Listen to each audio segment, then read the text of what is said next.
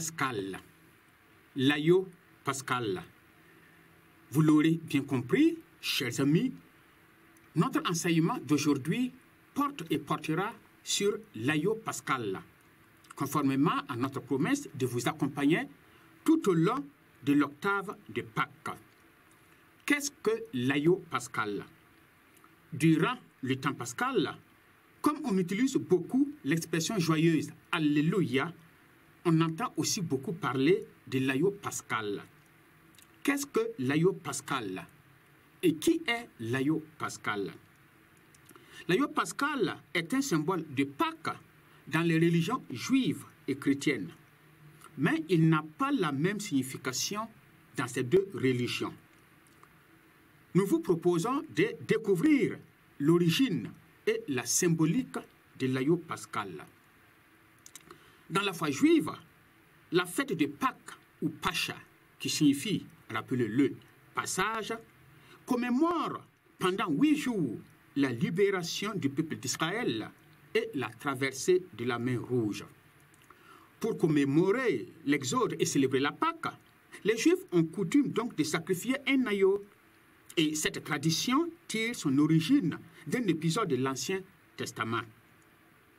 Avant la traversée de la mer Rouge, Dieu a ordonné à Moïse de sacrifier un agneau par famille et de répandre le sang de l'agneau sur les portes des maisons avec une branche d'hysope, afin que l'ange de la mort, qui devrait passer à travers le pays d'Égypte pour tuer les premiers-nés des hommes et des bétails, eh bien, puisse épargner les premiers-nés des Hébreux, des fils d'Israël. La mort des premiers-nés était l'une des 10 plaies et ne devrait pas frapper les fils d'Israël, mais seulement les Égyptiens.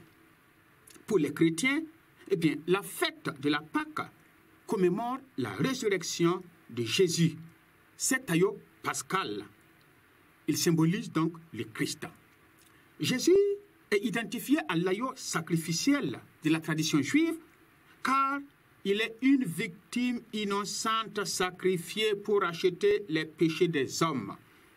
Selon la coutume juive, les grands prêtres, pour donner le top départ de l'immolation de l'agneau pascal dans les familles, devaient immoler l'agneau destiné à commémorer la Pâque à la 9e heure dans le temple de Jérusalem.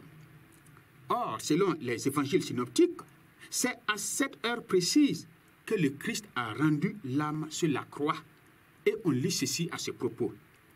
À partir de la 6e heure, l'obscurité couvrit toute la terre jusqu'à la 9e heure. Et vers la 9e heure, Jésus cria d'une voix forte, « Élie, Élie, lema sabachthani » Puis, inclinant la tête, il rendit l'esprit.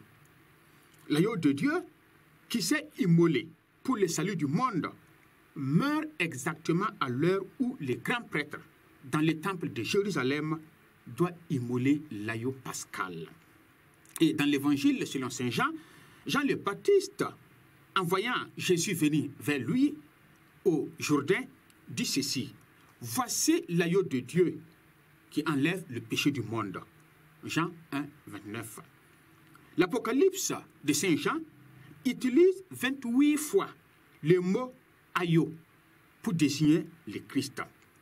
Dans la religion chrétienne, l'agneau symbolise aussi les vertus d'innocence, de douceur, de tendresse, de bonté et la soumission à la volonté de Dieu, en référence au sacrifice d'Abraham, qui était prêt pour sacrifier son propre fils Isaac, si Dieu l'exigeait, et comme Dieu l'exigeait. Le Christ, le pur, le juste, l'innocent par excellence, a été immolé, et son sang nous lave de tout péché, nous sauve de la mort, comme jadis le sang de l'agneau sauva les premiers-nés des fils d'Israël de la mort en Égypte. Le Christ, véritable agneau pascal, eh bien, notre Pâque a été immolé. Mais il a triomphé de la mort. À lui la victoire, la gloire pour l'éternité. Amen.